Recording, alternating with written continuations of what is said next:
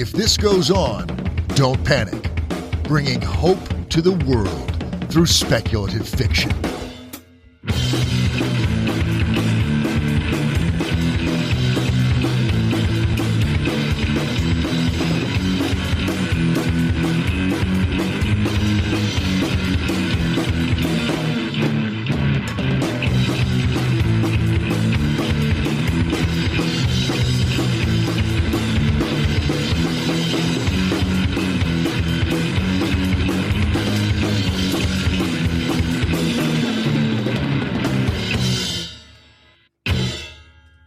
Today we have Mr. Oghenechovwe Donald Ekpeki with us for our Publishing in Africa column.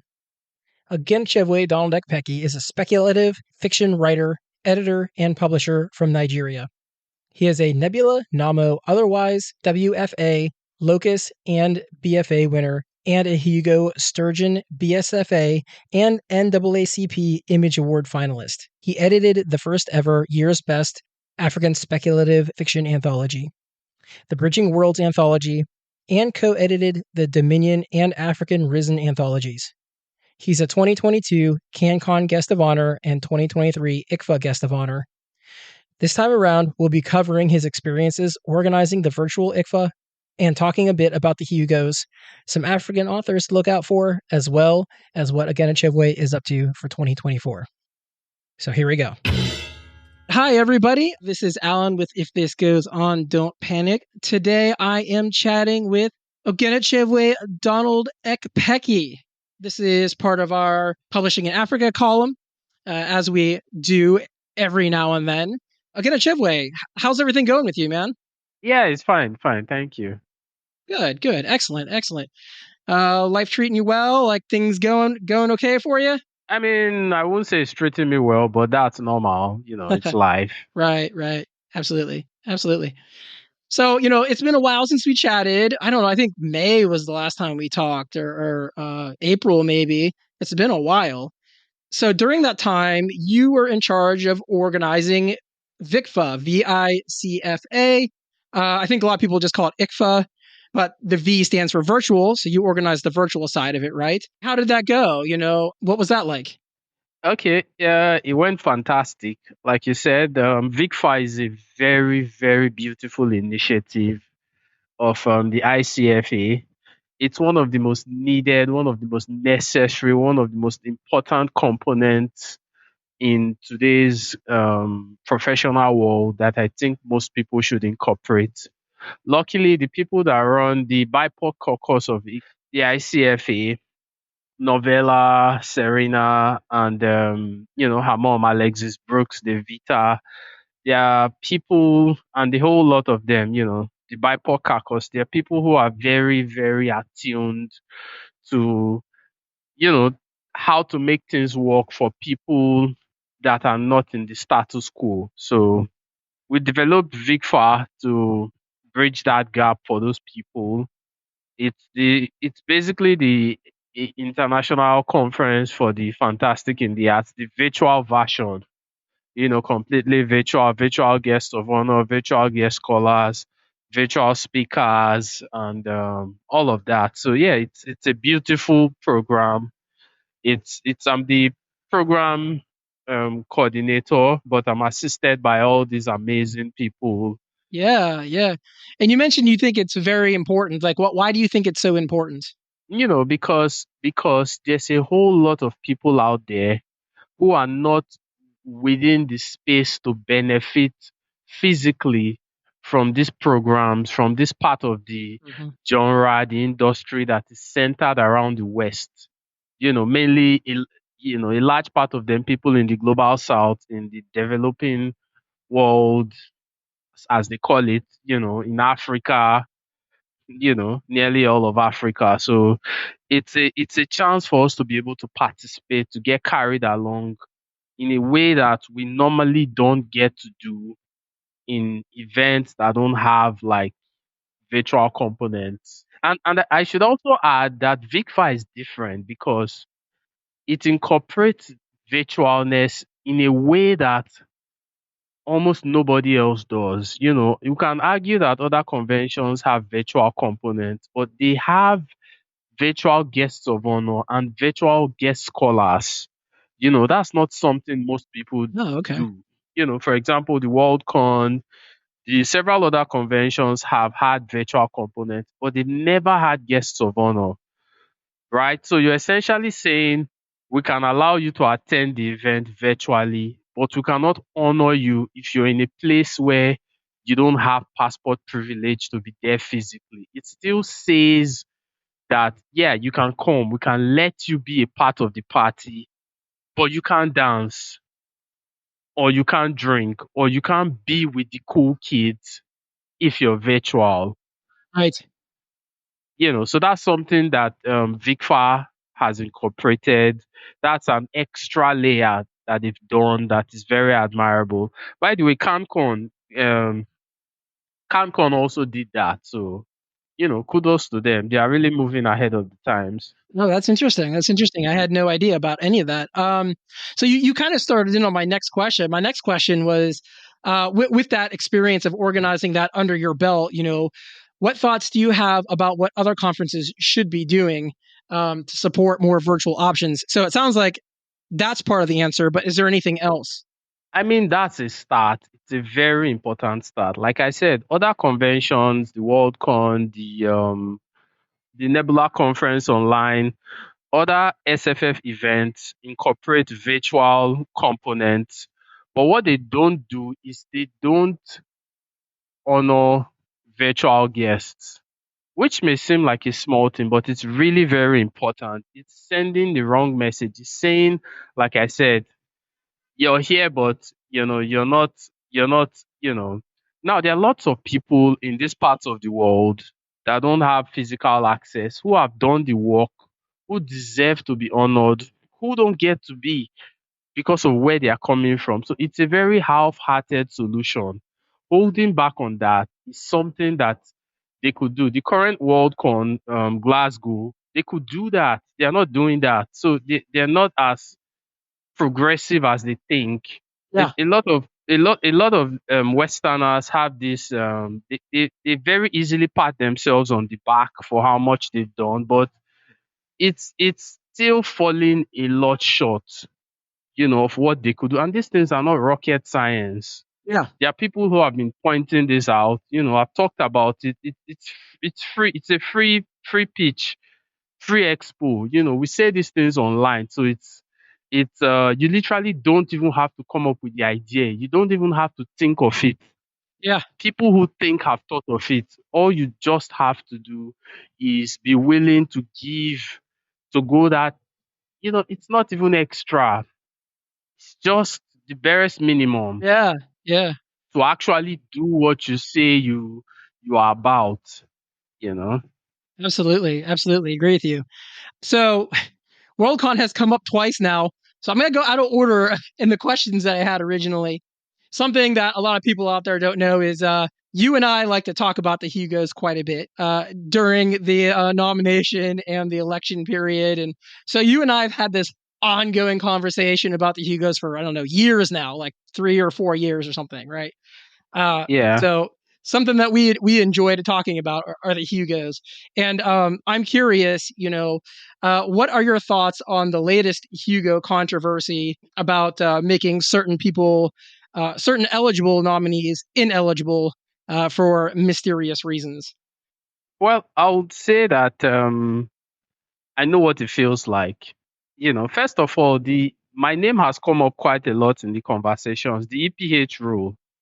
Apparently the vote for one of my work was it looks very suspicious, Hmm. which a lot of people are attributing to um an extreme case of the EPH rule. And so, I'm not going to go into that. We Whatever happened seems within the bounds of possibility. But on a more general scale, the whole idea of being censured, of certain people being kept out of things that they deserve because of who they are and what they talk about, I would say that that is something I can relate with. Yeah. For us people on the African continent, people in the developing world, in quotes, we've always sort of dealt with that. Maybe there's no direct governmental body saying, these people, they are not allowed, but there's been this culture, and culture can be as strong as law, sometimes stronger. It can be enforced Yeah. and punished just as strongly. There's this culture that's kept us out of the conversation, out of even, out of the spaces, that's kept our works down even when they deserve to be heard. I understand what that feels like, but at the same time, Right. we're talking about it now, but I feel like we're not talking about it enough. We're not talking about it early enough.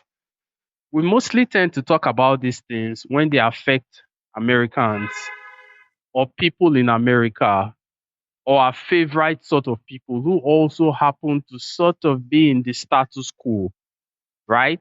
Right. So I think these are conversations that we should be having more often, that we should have been having earlier, that we should be having in the wider ambit beyond the scope that we're currently having them. Absolutely. So yeah, that's my thought on that. I mean, I can relate. I mean, as someone who's a neurodivergent and non-Christian, like vocally non-Christian, and has been part of the counterculture here in the U.S. for my entire life almost. I can relate to that somewhat. There's been cultural things that I've been clearly not following, and I've been punished for it. And I can name many times when this has happened, Yeah, just for not looking right. You know what I mean? yeah, I understand. And it gets worse. I'm still, despite that stuff, I'm still a straight white guy. You know what I mean? Yeah, So it gets worse. It just gets more and more intense the further away from that mainstream you can get. Because I can at least fake it. I can pretend, which sometimes I have to do. Sadly. So let's kind of go back a little bit. Your friend and sometimes co-editor Joshua Omenga is eligible this year. Do you think he has a good chance for that? do you want me to be honest, Yeah, of course. or do you want me to be positive? I want you to be you. Okay, that's I'm going to be in the middle. I'm going to be, yeah, it's, I'll just say Diplomatic. it's, yeah. Omega, it's his second year of eligibility. Did you know that? I did not know that. Most people don't know that. He's listed on several places as being eligible for his first year because his first year actually went unnoticed. Now, he put out excellent work. He had a story in Africa Raising Anthology, which was one of the most important books in the world the entire year, the year it came out. I'm not even just talking about in the genre, right? So he Right. put out an excellent piece of work. It made like several year. It made year's best lists. It made one of the year's best anthologies, one of the major ones, right? Yeah. Yeah, So, but it still didn't get noticed. It still didn't get noticed, even on a stellar platform like that, which well was African. So it's easy to miss things in places like that. So it's the second year of eligibility, which is considered the first because the first was missed. And his second year is also his last year, and he's still African. So I don't think anything is going to happen differently. So Yeah. there goes another one. He has another excellent piece of work together with me in F and SF, which is also a stellar piece of work, The Pet of Olodumare. It's been, some reviews have even compared it to Tolkien's The Silmarillion. So, Yeah. but, like I said, he's African. So I don't hold much hope for it, but he's an excellent writer. And if you're listening, you can check out the work and consider it. So, yeah, that's as much as I'll say. Absolutely, absolutely. Well, I'm going to ask you a question, and if you don't want to answer this question, that's fine because this is not a planned question. It's not something we talked about. But we got Wole, right? His new book is all over the place, getting a lot of good support, I think. And Yeah. Slow Samase's new book is getting a lot of buzz too. Do you think either of them would have a chance to win some awards in the next couple of years? I mean,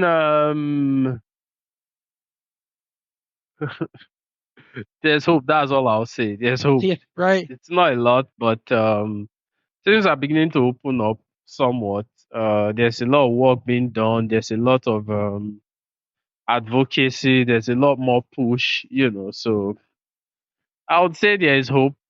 Yeah, we'll see how it goes. But yeah, best of luck to all of us, to them, to everybody. Yeah.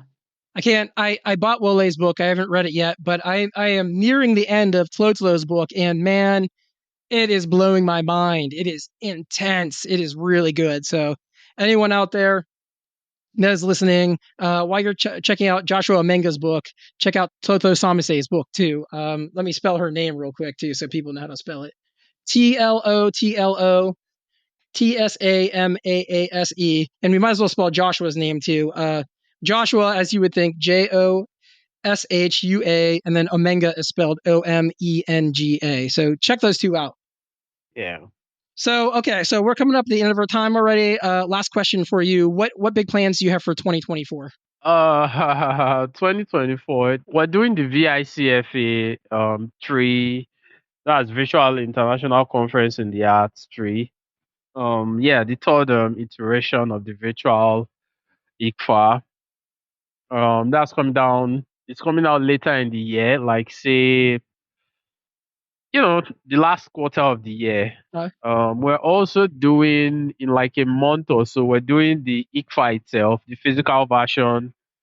We're doing it in a month or so, and Mami Bugamadien and Wopa Diallo will be guest scholars. They will physically be at the event in Orlando, Florida. Right. So I'm a member of the board of the IAFA board. I'm aware of that. I was part of organizing that as well. Yeah, I have some works. The Year's Best African Speculative Fiction Volume 3 is going to be coming out, featuring a new guest editor. Whoa. Yeah, I'm going to be putting out a secret project, an anthology project, which I haven't yet announced, but it has to do with clean water. Mm-hmm. I have several anthologies in the works: a Caribbean pantheology anthology, a South Asian pantheology anthology from my pantheology project, Mm-hmm. which gave birth to Afro pantheology, the first of them. So I have a non-fiction piece just out on the SFWA blog. So That's right. yeah, a couple of other things, You know how it is. Things just spring out. Sometimes they don't give me warning. So yeah. Awesome, man. Sounds like you're gonna have a busy year then. Yeah, I always do. I mean, I thought this was going to be my rest year, but Ah, I just looked around me and they were like going on a dozen things already in the works, poking out. yeah. Yeah, is there such thing as a rest year? Because I think like I turn down so many projects at this point, and I still feel like I'm about to fall asleep at my computer half the time.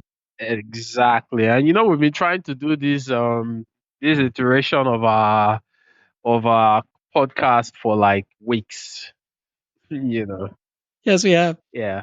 Oh, great, man. Well, sounds like you've got an awesome year coming up. I can't wait for all your work that's coming out. I will be following along as I always do. I really appreciate Yeah. you coming on today, man. Yeah, you're doing amazing work yourself, like Thank you, sir. creating space for important conversations. In fact, in light of that, I would like to tell the listeners that if this goes on, podcast is eligible for the current Hugo Award in Glasgow for best fan cast. So Yeah, you should check out the content and consider it. yeah, that'd be great. Again, in Chevway, you're better at promoting my shit than I am at promoting my own shit. So, Yeah. Also, the virtual international conference for the Fantastic in the Arts 2 is themed AAAA, AI, Algorithms, Automata, and Art. The guests of honor were Martha Wells, Stephen Barnes, and Anna Linewitz. And yeah, it's eligible for the best related work as well. So yeah, I didn't even know you might that. want to check that out. I'm going to write that down. All right. That's awesome. Yeah. Well, yeah, thanks so much for coming on. I really appreciate it. And we'll talk to you again soon, hopefully. Yeah, no problem. No problem. It was lovely chatting. Take care.